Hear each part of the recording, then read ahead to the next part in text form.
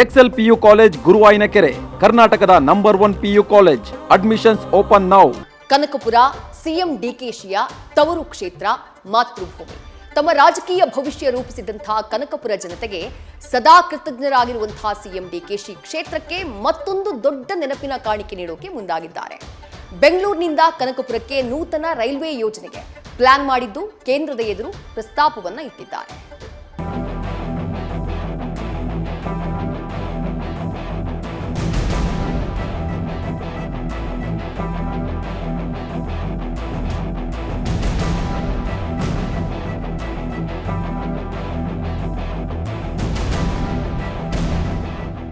S, ಮಣ್ಣಿನ ಋಣ. ಮತ ಹಾಕಿ ಗೆಲ್ಲಿಸಿದ ಜನರ ಋಣ ತೀರಿಸಲಾಗದ್ದು. ನೂತನ ಸಿಎಂ ಆಗಿ ಡಿಕೆ ಶಿವಕುಮಾರ್ ಗದ್ದುಗೆ ಏರ್ತಾ ಇದ್ದಂತೆ ತವರೂರ ನೆನಪಾಗಿದೆ. ಹುಟ್ಟಿ ಬೆಳೆದ ಊರು, ಕಾಂಗ್ರೆಸ್ ಕಾರ್ಯಕರ್ತನಿಂದ ಸಿಎಂ ಗಾದಿಯವರೆಗೂ ಮೆರೆಸಿದ ಜನರ ಧ್ವನಿ ಆಲಿಸುವ ಸಮಯ ಬಂದೇ ಬಿಟ್ಟಿದೆ.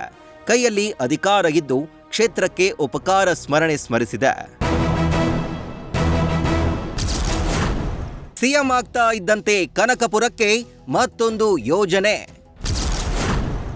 ಬೆಂಗಳೂರಿಂದ ಕನಕಪುರಕ್ಕೆ ರೈಲು ಯೋಜನೆ ಪ್ಲಾನ್.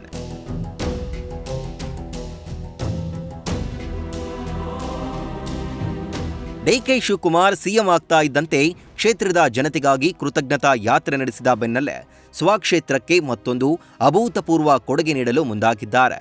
ಬಿಡದಿ ಟೌನ್ಶಿಪ್ ಪ್ಲಾನ್ ಸಾಕಾರ ಆಗುವ ಹಾದಿಯಲ್ಲಿದ್ದು ಇದೀಗ ಕನಕಪುರಕ್ಕೆ ಚುಕುಬುಕು ರೈಲು ಸಂಚಾರದ ಕೊಡುಗೆ ನೀಡಲು ಚಿಂತಿಸಿದ್ದಾರೆ.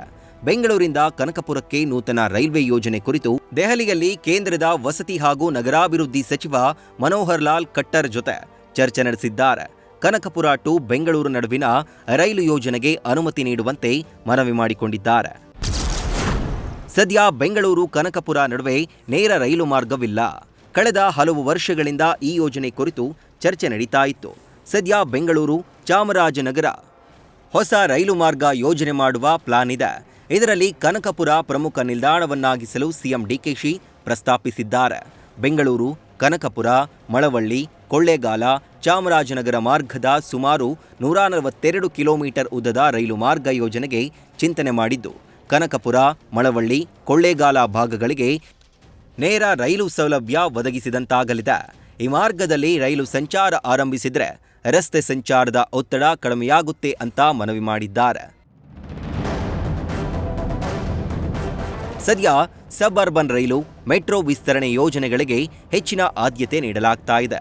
ಈ ನಡುವೆ ಹೊಸ ರೈಲು ಮಾರ್ಗದ ಪ್ರಸ್ತಾವನೆಯನ್ನು ಸಿಎಂ ಡಿಕೆ ಶಿವಕುಮಾರ್ ಕೇಂದ್ರದ ಮುಂದೆ ಇರಿಸಿದ್ದಾರೆ.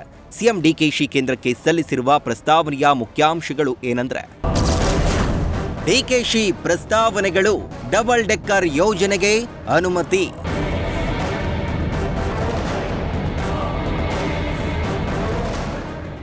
ಮೆಟ್ರೋ 3ನೇ ಹಂತದ ಯೋಜನೆಯಲ್ಲಿ 44.65 ಕಿಲೋಮೀಟರ್ ಉದ್ದದ ಡಬಲ್ ಡೆಕ್ಕರ್ ಮೇಲ್ಸೇತುವೆ ನಿರ್ಮಾಣಕ್ಕೆ ಬಿಎಂಆರ್ಸಿಎಲ್ ಮುಂದಾಗಿದ್ದು, ದಿನಾಂಕ 13/9/2024ರಂದು ಕೇಂದ್ರ ಸರ್ಕಾರ ಇದಕ್ಕೆ ಅನುಮತಿ ನೀಡಿತ್ತು. ಈ ಯೋಜನೆಯ ವೆಚ್ಚ 9,700 ಕೋಟಿ ರೂಪಾಯಿಗಳನ್ನು ಕರ್ನಾಟಕ ಸರ್ಕಾರವೇ ಭರಿಸಲಿದೆ.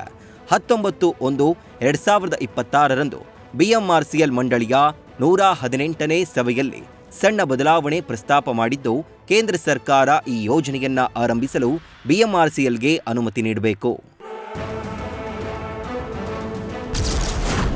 ಮೆಟ್ರೋ 2ನೇ ಹಂತದ ಯೋಜನಾ ವೆಚ್ಚಕ್ಕೆ ಅನುಮತಿ.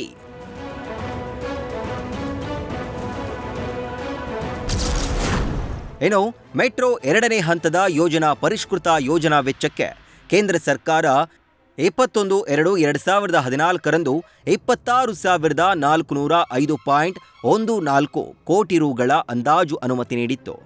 72.095 ಕಿಲೋಮೀಟರ್ ಉದ್ದ ಹಾಗೂ 61 ನಿಲ್ದಾಣಗಳನ್ನು ಒಳಗೊಂಡಿರುವ ಈ ಯೋಜನೆ ಅಂದಾಜು ವೆಚ್ಚ ಈಗ 40,425 ಕೋಟಿ ರುಗೆ, ಅಂದರೆ 14,019 ಕೋಟಿಗೆ ಏರಿಕೆ ಮಾಡಲಾಗಿದ್ದು, ಆದಷ್ಟು ಬೇಗ ಈ ಪರಿಷ್ಕೃತ ಯೋಜನಾ ವೆಚ್ಚಕ್ಕೆ ಕೇಂದ್ರ ಸರ್ಕಾರ ಅನುಮತಿ ನೀಡಬೇಕು.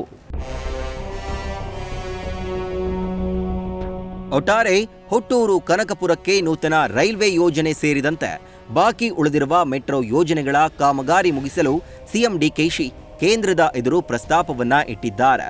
ತವರು ಕ್ಷೇತ್ರಕ್ಕೆ ರೈಲ್ವೆ ಯೋಜನೆಯ ಉಡುಗೊರೆ ನೀಡಲು ಡಿಕೆಶಿಗೆ ಕೇಂದ್ರದ ಅನುಮತಿ ದೊರೆಯುತ್ತಾ ಅಂತ ಕಾದು ನೋಡಬೇಕಾಗಿದೆ.